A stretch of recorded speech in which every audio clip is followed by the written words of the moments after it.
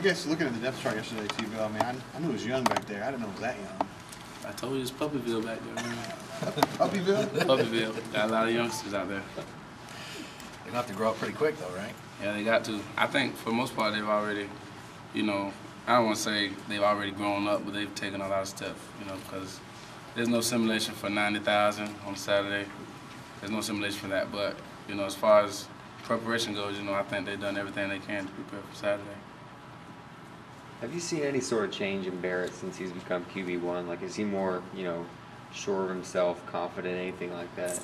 I think his urgency has picked up. You know, just seeing him in the 2-minute drill, you know, and you know, we practice that, you know, day in and day out. His urgency has definitely picked up. You know, he's a lot more vocal. You know, he's telling guys, hey, get down, get down, get down, you know. And it's a fast-paced offense. They should already be down, but, you know, he's just making sure everybody's set. And I think that's the big thing with him. You know, his urgency has definitely picked up. You're a guy that's been on the field with him a lot, seen him a lot. What's one thing that people will be surprised at about Barrett Trotter when he's out there? I think his decision making is the one thing that they'll be. In practice, he doesn't throw a lot of picks. You know, he may throw. I mean, every quarterback's gonna throw a pick, but you know, as far as like a third down or you know, his awareness is great. You know, as far as where he needs to get for a first down and his decision making, I think is the best thing you know that he has going for himself, and the fans will be surprised about that. When you look at the receivers, I know you've covered them all at some point. Any one guy stick out as like the game breaker, the guy that's most likely to take it to the house when we get to play? I think you got to keep an eye out for Trevon Reed. Got to. He's electric with the ball. You know, once he gets the ball, you know, it can be a hitch. You know, he can turn it into a 60, 70-yard touchdown. You know, so I definitely think he can be a game breaker for us. How much different are you going into this season than you have been the last 2 years? I'm more mature, can you tell? A little bit. A little bit. Yeah, I'm more mature. I used to just want to make plays. Now I play within the defense. As I told you in the spring, I found my identity for the team. And now I play within the defense, make plays, third down, you know, I do what I do. When you're in high school, Dee, is basically your job just to follow the ball, hit the ball? Yeah, see ball, hit ball. That's it, huh? That's what it was. And then learning to kind of get in that structure that they teach you here takes a while. It takes a while. Yeah. What you have, it's as crazy as it sounds, one player being out of position can cost the whole defense in this league. Now, high school, you can get away with that. See ball, hit ball. But when you get here, you have to be in a gap. If you don't, it costs the whole defense.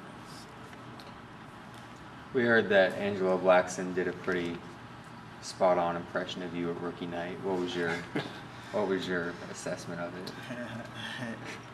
He got me good. I could tell they was studying me the whole week. You know, he had the jug, he had the bag of fruit, and he had the book bag, and he had some muscle milk in the book bag. Well, my mom always told me you're not doing nothing unless you have haters. But nah, he got me good. I needed that. It was funny. The depth chart yesterday, and I see your name on the top. Not necessarily, but I understood the coach's decision, and I'm proud for Chad. You know, like I said, these guys are my brothers. I'm not gonna ever have a upset attitude about what is going on. I'm a team player, and I'm very proud of Chad. I've seen him grow a lot, and I'm very excited for him to start this year. How are you doing physically now? I mean, I'm saying I'm doing pretty well, but you know, I'm still dealing with it each and every day. But at the end of the day, I'm still going to continue to work and continue to rehab my injury. Are you worried that you're never going to be the same guy you were before that Clemson game? I won't say worried, but it's always been something like that. It's always been something like that in the back of my mind ever since I did it. And I'm not gonna lie, it does affect my performance. But at the end of the day, it's a business, and I still have to come out there and do what I need to do, and do what's necessary for us to win games.